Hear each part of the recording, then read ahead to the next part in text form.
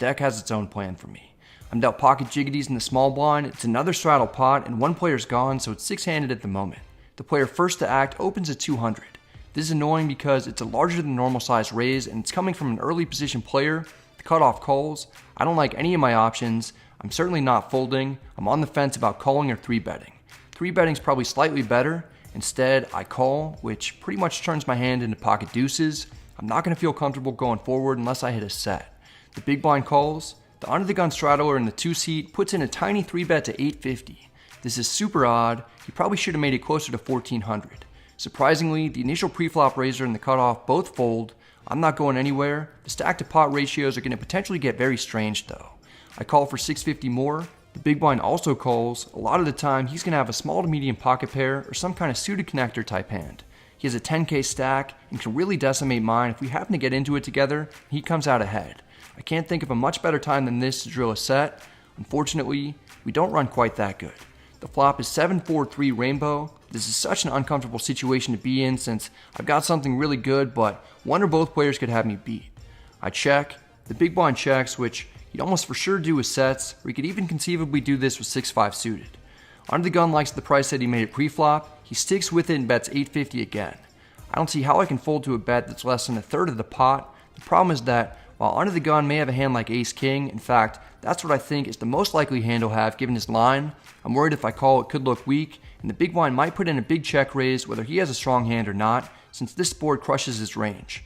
What's almost an equally bad scenario is if I flat and the big blind calls behind me with a hand that has equity like 8-7 suited, 7-6 suited, pocket sixes, pocket fives, or any hand with 2 overs and a backdoor flush draw. If I call, there won't be any cards other than a jack that I'll want to see, particularly if it goes 3-ways at the turn. I feel super handcuffed.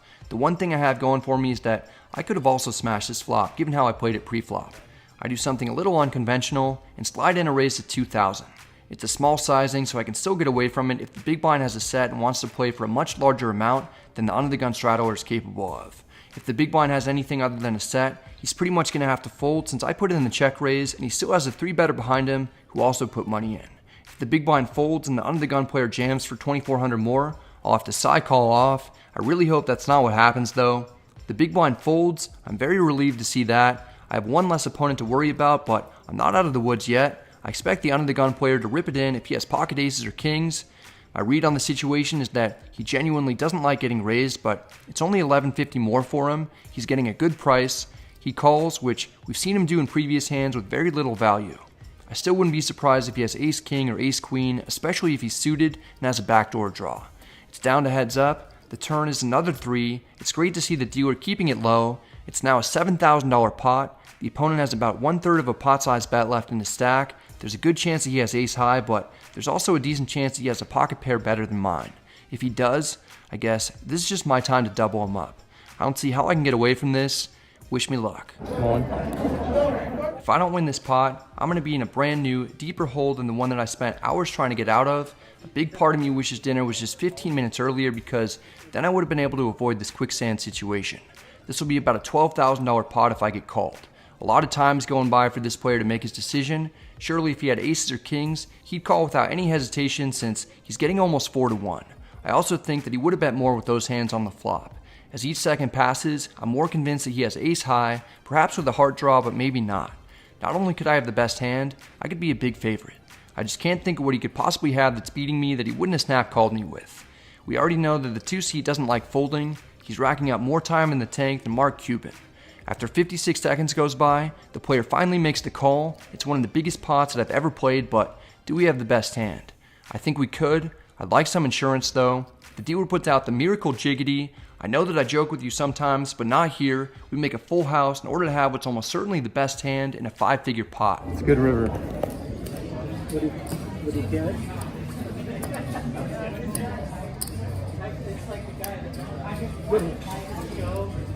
Hey, did I need the river?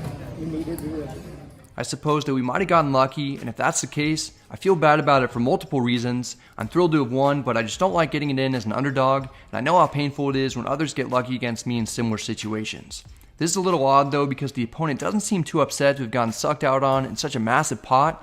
He's taken this better than anyone that I've ever seen take a bad beat before. Nice catch. Thank you. was a nice catch, yes.